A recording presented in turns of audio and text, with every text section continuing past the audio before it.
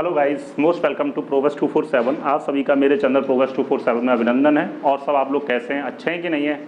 तो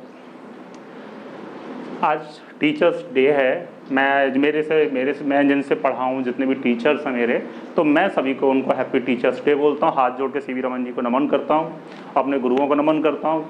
और दूसरी बात, जितने मेरे स्टूडेंट्स हैं उन्होंने मेरे को टीचर्स डे विश किया व्हाट्सएप ग्रुप में, फेसबुक पे, तो उनको थैंक यू सो मच। भगवान से कामना करता हूँ कि वो उनको अपनी जो चाहते हैं, जिनका जो टारगेट है, जो चाहते हैं इनको एक जॉब मिले, जिसका जो भी टारगेट है वो सबका पूरा हो। तो यही मैं गुजारिश करूँगा भगवान से, यही मैं उनको प्रे करूँगा कि आप अपना टारगेट पाएँ। दूसरी बात, अभी आप देख रहे होंगे कि बेरोज़गारी को लेकर के सब लोग बहुत ज़्यादा परेशान हैं कि क्या करें, कैसे करें, जॉब कैसे मिलेगी। तो परेशानी तो सभी के लिए अभी खड़ी हुई है यहाँ पे। स्टूडेंट के साथ तो है ही है, हर किसी के लिए। ये तो अभी जब से कोविड-19 हुआ है तो उसका तो ज़्यादा ही बुरा हाल हो गया है। खैर, और दूसरी बात, एक स्टूडेंट की इसकी तरह से मैं सोचूँ तो अभी आरआरबी एनटीपीसी का जो एग्ज़ाम होने वाला था वो तो 2 साल से पेंडिंग पड़ा हुआ है, वो अभी हो ही नहीं रहा है। तो मैं भी उनसे, मोदी जी से गुजारिश करूंगा कि एक डेट दें उनको और एक एग्ज़ाम कराएं। और जो भी एग्ज़ाम कराया करें तो उसका एक ऐसी कमेटी बिठाएं कि एक्चुअल जब वो टाइम हो उसका date, exam date, application form जो आते हैं वो डेट, सब कुछ नोटिफिकेशन वगैरह डेट बाई डेट होते रहें और क्लियर होते रहें। जिससे कि होता है, आप भी समझते हैं ना कि किसी एक काम के बिगड़ने से पूरा नेटवर्क बिगड़ जाता है। भाई छोटा सा एग्जाम्पल, अगर हम पढ़ाएंगे तो हमें फोटोकॉपी की ज़रूरत पड़ेगी, अपने स्टाफ की भी ज़रूरत पड़ेगी, रिसेप्शनिस्ट की भी ज़रूरत पड़ेगी, पियोन की भी ज़रूरत पड़ेगी, पढ़ने वालों की भी ज़रूरत पड़ेगी, फ़ोटो जो प्रिंट करते हैं उनकी भी ज़रूरत पड़ेगी। तो मतलब ये सभी का एक नेटवर्क एक दूसरे जुड़ा हुआ है। हमें मार्कर खरीदना, मार्कर भी एक शॉप से ज़रूरत पड़ेगी, बच्चों को किताबें भी चाहिए फिर जब पढ़ेंगे। तो हर किसी का बिजनेस एक दूसरे से जुड़ा हुआ है, चाहे वो दुकान का बिजनेस कर रहा हो, चाहे ठेले का बिजनेस कर रहा हो, वॉटएवर, हर चीज़ एक दूसरे से जुड़ी हुई है। तो मैं ये चाहता हूँ कि सभी को रोज़गार मिले, सभी अपने जो है सभी सारी चीज़ें टाइम पे होती रहें। जैसे आरआरबी एनटीपीसी का एग्ज़ाम देखें तो काफ़ी लेट हो गया था, हुआ है कि नहीं हुआ? 2 साल हो गए भी कोई डेट ही फाइनल नहीं हुई है, तो वो डेट फाइनल हो। मोदी जी से मेरी गुजारिश है, ठीक है ना? तो ये काम अपना टाइम पे करें। और स्टूडेंट के लिए तो आज भी हम, पहले भी तो और हमेशा रहेंगे भी। दूसरी बात एक ये है कि अब सपोज करो, मैं ये कहना चाहता हूँ, जैसे कि आपको पता लगा कि एसआई की वैकेंसी आ गई आज, और एसआई की वैकेंसी, और आपको बता दिया कि 2 महीने बाद, आफ्टर 2 मंथ्स आपका एग्जाम हो जाएगा। 2 महीने बाद आप लोग एग्जाम, तो आप लोग क्या करते हैं, उसी तरीके से फोकस करते हैं एग्जाम को कि हाँ 2 महीने बाद एग्जाम होगा, और हम 2 महीने तक आप खूब ढंग से मेहनत करते हैं। बट होता है क्या कि वो एग्जाम पोस्टपोन हो गया, फिर सुना कि आपने कि आफ्टर 4 मंथ्स एग्जाम होगा। फिर आपने मेहनत की, चलो मेहनत करते हैं, फिर वो पोस्टपोन हो गया वो एग्जाम होने। तो होता है क्या है कि उसका जो पढ़ने का जो रूटीन है, जो एक जज्बा है पेपर निकालने के लिए, वो उसका खत्म होने लगता है। और इससे क्या होता है, वो अपने एग्जाम पे कॉन्सेंट्रेट नहीं कर पाता है। ठीक है ना? तो ये बात बिल्कुल सही है। तो हम ये कहना चाहेंगे मोदी जी से, सारे एग्जाम, जितने भी एग्जाम कराएं वो सब पर टाइम पे कराएं। दूसरी बात एक ये है कि अगर हर चीज प्राइवेट हो जाएगी, जैसे न्यूज़पेपर निकल रहा है कि इसका भी निजीकरण कर दिया जा रहा है, ITI की भी निजीकरण हो सकता है, इसका भी निजीकरण हो सकता है। तो मेरा ये कहना है कि अगर हम लोग ये चाहते हैं कि हमारे यहाँ जो भी सिस्टम बने, होता है क्या, देखो एक गवर्नमेंट हो गया और एक प्राइवेट हो गया, ठीक है ना? 2 है, एक गवर्नमेंट और प्राइवेट। कुछ पेरेंट्स ऐसे होते हैं कि बच्चों को गवर्नमेंट स्कूल में एडमिशन कराते हैं, कुछ ऐसे होते हैं कि जो प्राइवेट स्कूल में एडमिशन कराते हैं। सपोज करो इसकी 200 रुपये फीस है मंथली और इसकी 2000 रुपये फीस है, तो हर किसी के बस में तो है नहीं ना कि 2000 रुपये वो पेड कर पाए। भाई पेड, वो 200 रुपये महीने का पेड करने की क्षमता, वो 2000 कहाँ से कर लेगा?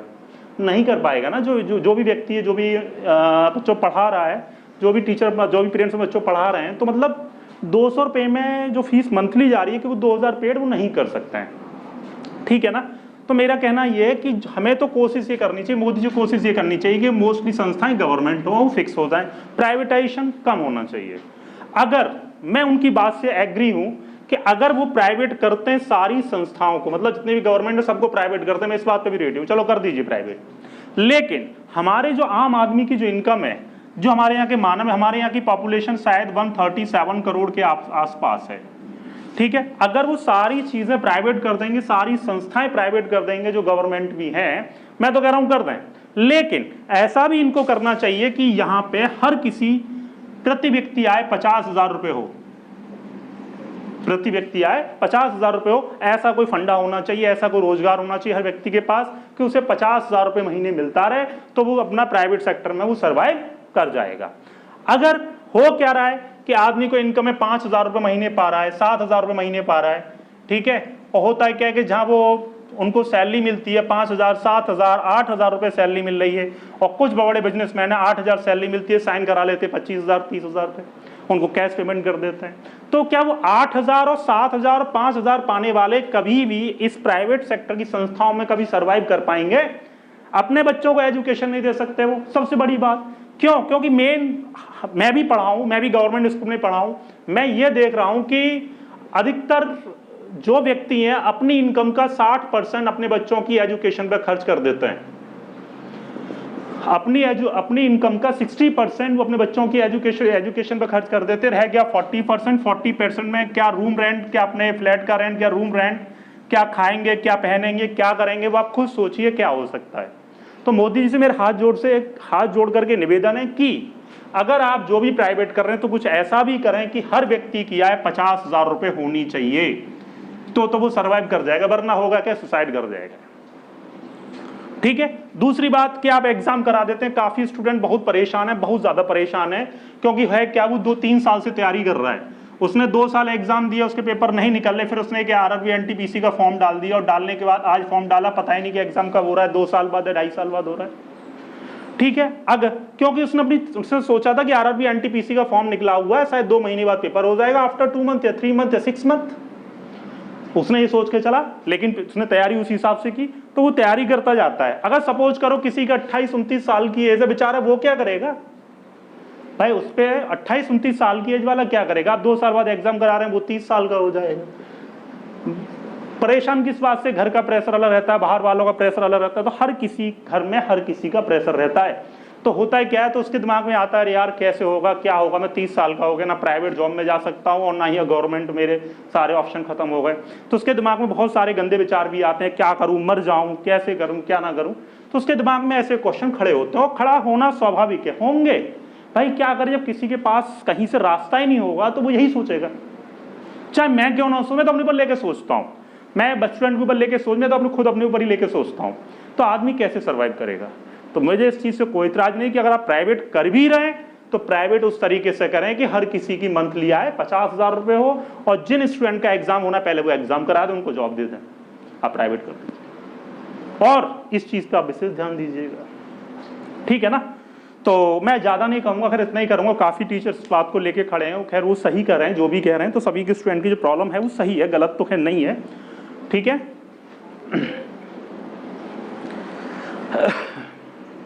अब लेकिन आज मैंने आपसे इतना बोला, और स्टूडेंट के साथ हमेशा और हमेशा रहेंगे। आज मेरा जो डिस्कस जो करने जा रहा हूँ मैं, आरआरबी पीओ प्री का जो एग्जाम हो रहा है, 12 सितंबर डेट है, 12, 13, 14 इस तरीके से लगातार, शायद एक दिन का बीच में गैप है और एग्जाम हो रहा है। ठीक है ना? तो आरआरबी पीओ प्री पर मैं बात करूंगा, RRB IBPS RRB, IBPS RRB PO pre, इस चीज पर मैं बात करने जा रहा हूं, इस पर बात करने जा रहा हूं, आरआरबी पीओ प्री। मैं आपको स्ट्रेटजी बताऊंगा कि एग्जाम की इसकी स्ट्रेटजी क्या है। ठीक है, इसको एग्जाम क्रैक करने की स्ट्रेटजी है क्या, वो मैं आप लोगों से इसके रिगार्डिंग बात करने जा रहा हूं। ठीक है, मेन मुद्दा मेरा आज यही है, आईबीपीएस पीओ प्री का एग्जाम कैसे क्वालिफाई कर सकते हैं। पहली बात तो इसका सिलेबस तो आप सभी को पता है। ठीक है ना? क्या है इसका सिलेबस?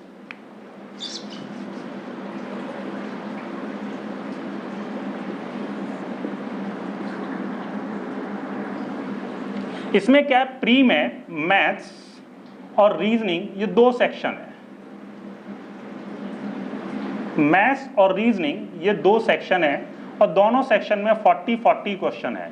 40 क्वेश्चन इसमें, 40 क्वेश्चन इसमें, 40-40 क्वेश्चन आएंगे, और आपके पास एक अच्छी अपॉर्चुनिटी है इस एग्जाम को क्वालिफाई करने के लिए। एंड मैथ्स भी इजी रहती है और रीजनिंग भी इजी रहती है अगर आपने तैयारी की होगी।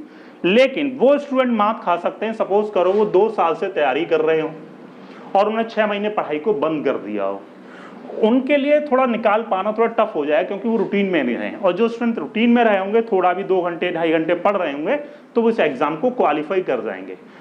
इसमें फायदा क्या है, कट ऑफ कम जाने के चांसेस तो इस वजह से हैं क्योंकि कुछ स्टूडेंट तैयारी कर रहे थे और तैयारी करने के बाद ये कोरोना के बीच में उन्होंने पढ़ाई को स्टॉप कर दिया, और स्टॉप करने के बाद अब उनका जो मार्क्स उठ के जाने थे वो तो नीचे चले जाएंगे अब, ठीक है ना। तो उनके लिए मेन ज़्यादा इशू रहेगा यहाँ पे। लेकिन अभी भी अगर उन्हें सपोज करो 2 साल तैयारी कर रहे हो और जो है कि अब पेपर देने जा रहे हो, तो आप कुछ नहीं, आप रिवाइज कर लीजिए जो मैं बताऊंगा क्या क्या आएगा, ठीक है।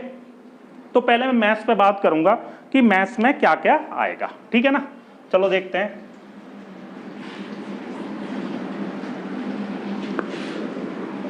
मैथ्स में क्या क्या आएगा देखते हैं। इधर मैथ्स में IBPS PO प्री की मैथ्स की बात करूं कि मैथ्स में आएगा क्या क्या, ठीक है। तो देखिएगा इधर मैथ्स में सबसे पहले तो एक हमारी जो नंबर सीरीज है, नंबर सीरीज है। इससे पहले मैं और बात कहना चाहता हूं आप लोगों से कि काफ़ी स्टूडेंट बेचारे काफ़ी टाइम से तैयारी कर रहे हैं, जिनको 3-3 4-4 साल हो गया है, उनके साथ ही बहुत बड़ी दिक्कत है। वो दिक्कत क्या है कि उनके दिमाग में कई सारे, मतलब वो जब एग्जाम देने जाते हैं तो काफ़ी स्टूडेंट के साथ ऐसा होता है, जब एग्जाम हॉल में बैठे होते हैं और वो पेपर को सॉल्व कर रहे होते हैं, उनकी माइंड की एफिशिएंसी फुल वर्क नहीं करती, 100% वर्क नहीं करती है। मैंने क्या बोला, जो स्टूडेंट एग्जाम देने जा रहे हैं और एग्जाम सेंटर में बैठे हुए हैं, उस टाइम वो एग्जाम दे रहे हैं अपना, तो उनकी जो एफिशिएंसी होती है माइंड की, वो 100% वर्क नहीं कर रही होती है। 100% वर्क क्यों नहीं कर रही होती है, क्यों, रीजन क्या है, क्योंकि वो 3 साल से तो तैयारी कर रहे हैं, और 3 साल से तैयारी करने के बाद कोई 0.25 से छूटता है, कोई 1 नंबर से छूट रहा है, कोई 2 नंबर से छूट रहा है, कोई 3 नंबर से छूट रहा है, ठीक है ना, कोई 0.2 से छूट रहा है। तो होगा क्या इनके साथ, मेन रीजन क्या है कि होगा क्या, जब वो एग्जाम सेंटर बैठे होंगे तो कहाँ की बातें याद आएंगी, घर वाले कुछ कहे ना, एग्जाम है, कल एग्जाम है यार, पेपर इस बार निकलेगा, 3 साल से मैं ऐसे रहा हूँ, मेरे दोस्त निकल जाते हैं, अब क्या पेपर निकला तो पापा घुसने नहीं देंगे, खाना नहीं खिलाएं देंगे, ये नहीं देंगे, और पड़ोसी अलग बोलते हैं कि यार पेपर, तुम्हारे बच्चे का पेपर निकला है कि निकला, तो उन्हें बहुत ज़्यादा टेंशन रहती है उस टाइम, और इतनी प्रेशर रहता है दिमाग के ऊपर के पूछो ही नहीं। इतना प्रेशर रहता है कि दिमाग पे कि उसकी जो माइंड की एफिशिएंसी हो जाती है वो 90% वर्क करती है, 90% वर्क करती है। तो इससे वो क्या होता है, कभी 0.25 से छूट जाता है, कोई 0.75 से छूटता है, कोई 1 नंबर से छूट रहा है 0.1 से, कोई 1 मार्क्स से छूट जाता है। यही रीज़न है क्योंकि उनकी जो माइंड की एफिशिएंसी है वो 100% वर्क नहीं करती है, ठीक है। तो इसके लिए आपको करना क्या होगा, देखो बड़े आराम से पेपर निकाल ले जाओगे, लेकिन करना क्या होगा, अगर आप तैयारी कर रहे हैं बस थोड़ा थोड़ा रिवाइज कर लेना। करना क्या होगा, पहली बात तो ये देखो कि हमें करना क्या है पेपर देते टाइम। करना ये है कि जब भी आप फर्स्ट डे, अगर आपका जिस दिन आपका पेपर है, आप सुबह 1 दिन पहले चिल मार के सोइए, भयंकर खूब सोइए, माइंड के अंदर इतनी एनर्जी गेन कर लीजिए बॉडी के अंदर, और खूब सोइए, 1 दिन पहले दबा के सोइए, सुबह पेपर देने जाइए माइंड फ्रेश होकर के, और ये सोच के जाइए कि आज मैं अपना पहला एग्जाम देने जा रहा हूं, ये मेरी लाइफ का पहला एग्जाम, और इस एग्जाम को मैं क्वालिफाई करके रहूंगा, कुछ भी हो जाए, ठीक है। बस ये सोचिए, कोई फालतू बात आपको नहीं सोचनी है कि मैं 4 साल से तैयारी कर रहा हूं, मेरे एक बार भी मेरा सिलेक्शन नहीं हुआ, क्या पता इस बार सिलेक्शन होगा कि नहीं होगा। तो ये आपको बिल्कुल सोच कर ही नहीं जाना है कि आप ये सोच के जाए कि मेरा सिलेक्शन होगा कि नहीं होगा, आपका और आपका ही होगा, ये सोचो मेरा ही होगा और किसी का होना ही नहीं है। तो अपने आप को नया सोच के जाइए, फ्रेश होकर के जाइए, माइंड को फ्रेश करके, एकदम एनर्जी फुल गेन करके। कोई भी ये बात नहीं सोचेगा कि मेरे पापा क्या कहेंगे, मेरा पड़ोसी क्या कहते हैं, और ये सब बात है वो कुछ सोचना ही नहीं है। ऐसा सोचेंगे तो हमारे अपने माइंड की एफिशिएंसी को हम डिवाइड कर देंगे, और डिवाइड कर देंगे तो हमारा माइंड फुल वर्क नहीं करेगा, ठीक है ना। और आपको पता होगा सिलेक्शन हमारे यहाँ से बहुत अच्छा जाता है, आप फेसबुक पे देखिएगा गौरव शर्मा के नाम से, तो आपको मिल जाएगा, ठीक है। जैसे कि ऐसा होता क्यों है कि अगर हम नया सोचेंगे कि हम फर्स्ट डे हमारा पेपर हम नया सोचेंगे, तो हमारे साथ एक नई एनर्जी क्यों मिल जाती है, हम नया सोच के ऐसा अच्छा कैसे कर सकते हैं, क्या पॉसिबिलिटी। मैं आपको एक छोटा सा एग्जांपल दे रहा हूं। सपोज करिए then this is a person, ये देखिएगा ये एक पर्सन है and he is a student. Suppose करिए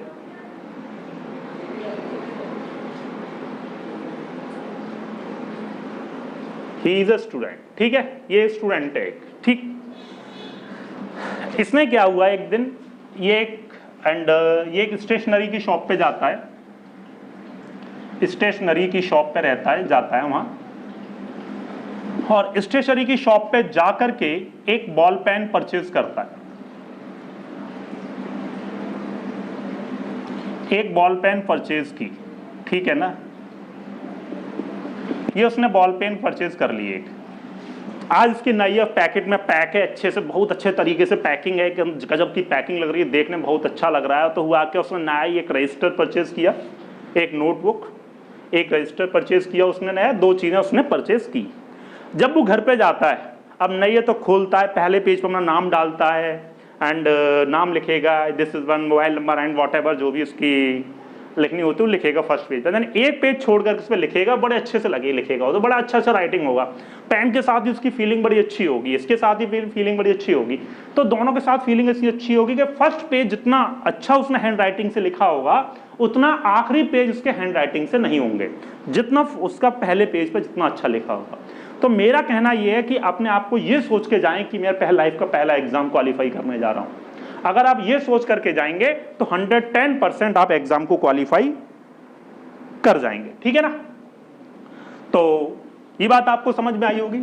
मैं तो और भी बात बताता हूं, सपोज करो then this is a Ram, ये राम है एक बंदा, ठीक है, ये राम है और ये इसकी एक फ्रेंड है, देन सपोज करिए एंड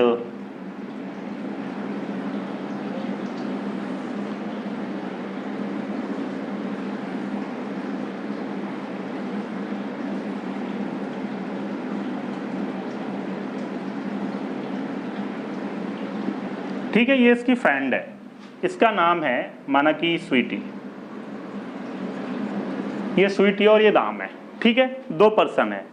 हुआ क्या है, इनके पीछे पीछे एक दूसरे के बारे में बात करते रहते थे, दैन बातें होती रहती थी पीछे, है ना। तो हुआ क्या, एक दिन दोनों का मिलने का मतलब उनका एक उन्होंने मिलने की प्लानिंग की, और मिलने की प्लानिंग करते हैं, कहते हैं यार हमें मिलना है एक दूसरे से। तो उनका वो फर्स्ट डे था मिलने का लाइफ का। तो उन्होंने क्या सोचा, राम ने भी सोच रहा, अपने दोस्तों से कह रहा है अबे यार मेरी उससे मुलाकात हो रही है स्वीटी से, और बता मैं कहाँ मिलूँ, क्या करूँ, पहला दिन मुलाकात है, बता इसके लिए क्या ले जाऊँ मैं। फर्स्ट डे सोचता है इसके लिए क्या ले जाऊँ, ऐसा क्या ले जाऊँ जिससे वो इम्प्रेस और ज़्यादा हो जाए, या किस रेस्टोरेंट पे ले जाऊँ, क्या खिलाऊँ, पिज़्ज़ा खिलाऊँ, बर्गर खिलाऊँ, whatever and so on, जो भी है, ठीक है। तो बहुत सोचता है, और ये भी सोचता है, और इधर ये भी सोच रही है, अपनी फ्रेंड से पूछ रही है अबे यार क्या करूँ, आज मेरी राम से मुलाकात हो रही है और मुझे क्या ले जाना चाहिए, उसके लिए क्या देना चाहिए, ऐसा मैं क्या करूँ, उसको क्या ना करूँ, वो भी सोच रही होगी, ठीक है। वैसे ही राम भी सोच रहा है। अब हुआ कि दोनों मिले, एक दूसरे से बातचीत हुई दोनों की, बैठे, वो उसके लिए कुछ गिफ्ट ले गया, ये भी इसके लिए गिफ्ट ले गई, और ये अच्छे से रेस्टोरेंट में बैठ के खाना खा रहा है। इनकी लाइफ का वो फर्स्ट डे है, लेकिन यही मुलाकात उनके हर दूसरे दिन, तीसरे दिन या आफ्टर 1 वीक होती रहेगी।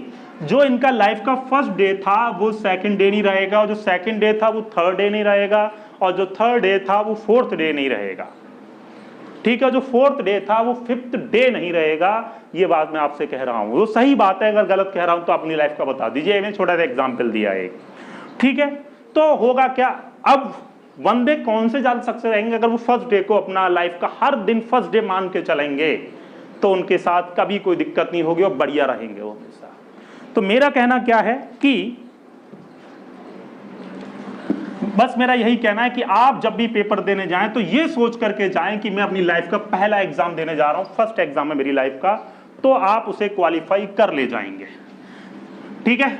दूसरी बात, एक और एग्जाम्पल आपको मैं और देता हूं कि सपोज करो हमारी पूरी बॉडी वर्क करती है, माइंड पे वर्क करती है, पूरी माइंड पे वर्क करती है। दूसरा आपको एक और मैं किस्सा बताता हूं, एक और छोटी सी बात बताता हूं।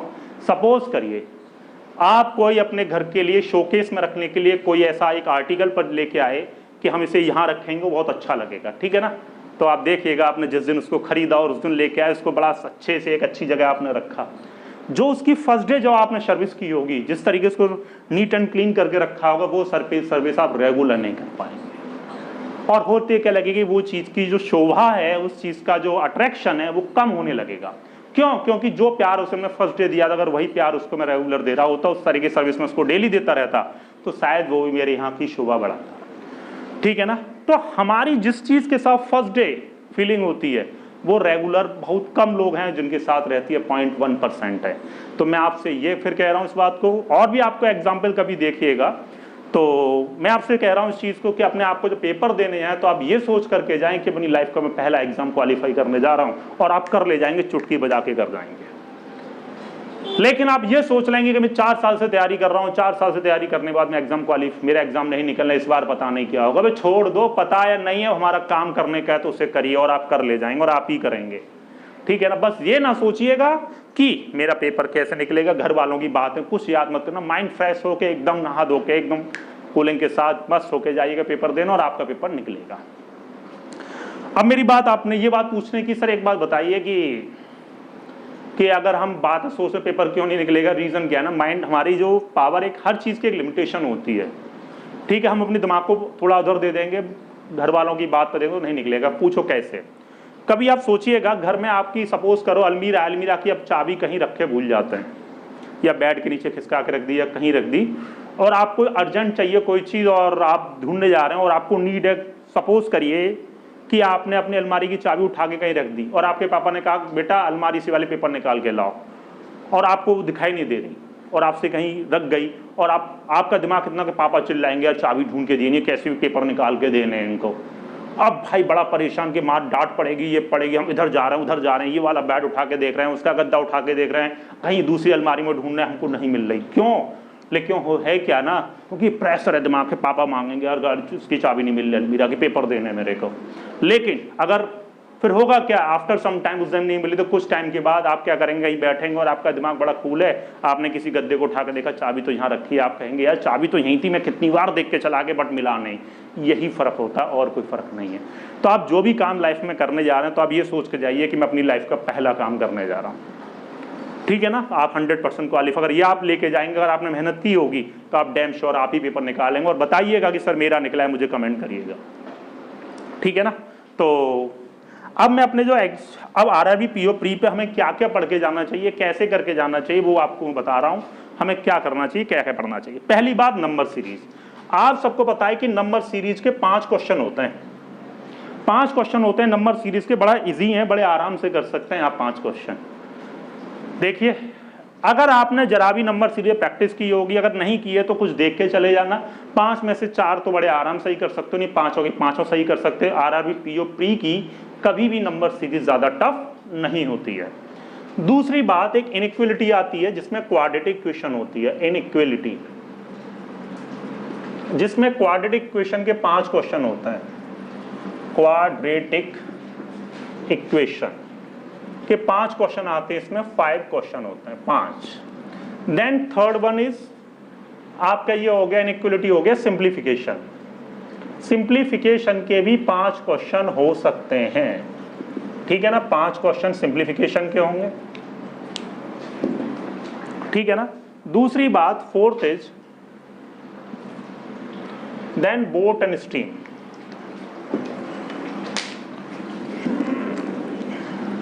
Boat and stream,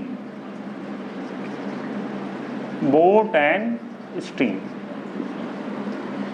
boat and stream का एक क्वेश्चन डैम श्योर है, नाव तथा धारा के रिगार्डिंग एक क्वेश्चन आना है, और वो आप कर ले जाएंगे। थोड़े फॉर्मूले रिवाइज कर ले जाना।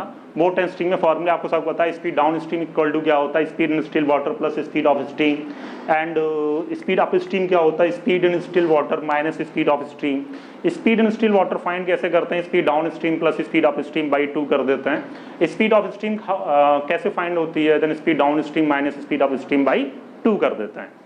Then fifth is partnership, partnership, partnership का भी एक क्वेश्चन आना है और 110% आना है। देन सिक्स्थ इज आपका मेंसुरेशन। मेंसुरेशन में रेक्टेंगल, स्क्वायर और सर्किल के रिगार्डिंग क्वेश्चन आएंगे, बड़ा इजी है, फॉर्मूले देख के चले जाना। इसमें किस किस से आएंगे, एक तो रेक्टेंगल, स्क्वायर एंड सर्किल, इन तीन में से किसी एक के रिगार्डिंग क्वेश्चन आ सकते हैं, तो इसके फॉर्मूले देख के चले जाना, और एक क्वेश्चन 110% आएगा मेंसुरेशन से, ठीक है जी। देन सेवंथ इज आपका and ratio and proportion, ratio and proportion से एक या दो क्वेश्चन यहां से आने। Then 8th is compound interest and simple interest, compound interest and simple interest के दो question. Then 9th is profit and loss, profit and loss से एक या दो क्वेश्चन यहां से आएंगे। Then 10th is time and work, time and work, time and work से एक या दो question. 11th is pipes and cistern, pipe and cistern से एक क्वेश्चन। देन 12th इज आपका डेटा इंटरप्रिटेशन,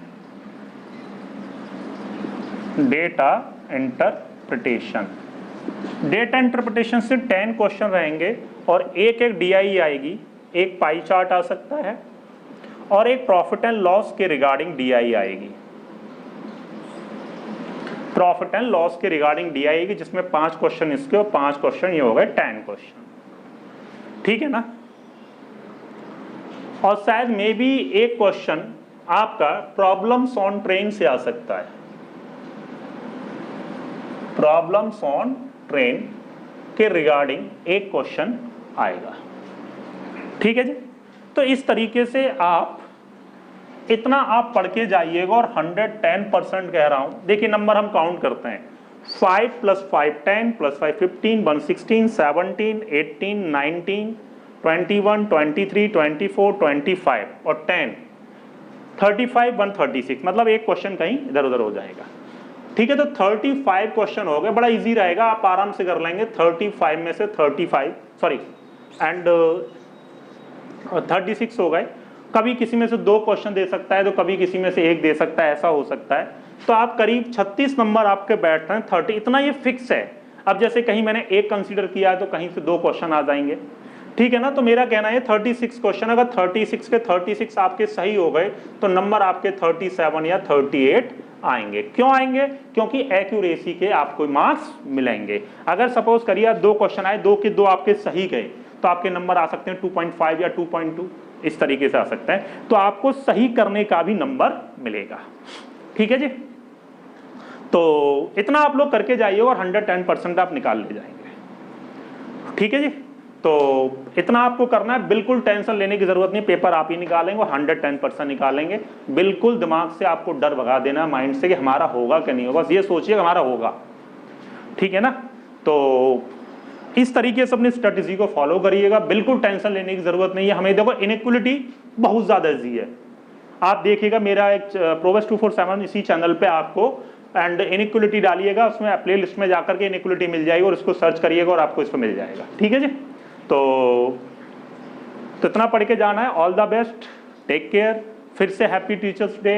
अपने गुरुओं को हाथ जोड़ के, सीवी रमन जी को हाथ जोड़ के हैप्पी टीचर्स डे, और मेरे स्टूडेंट को बहुत बहुत thank you so much. All the best, bye bye, take care. Please channel को लाइक शेयर सब्सक्राइब जरूर कर लीजिएगा, और जितना आप ज़्यादा करेंगे उतना मैं काम करने की कोशिश करूँगा।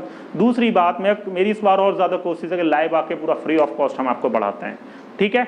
अच्छा बाय बाय, लेकिन प्लीज़ चैनल को लाइक शेयर सब्सक्राइब करना ना भूलेगा। Bye bye, take care, all the best. आप एग्जाम करके आइएगा, बिल्कुल टेंशन लेने की ज़रूरत नहीं है। Thank you so much, take care.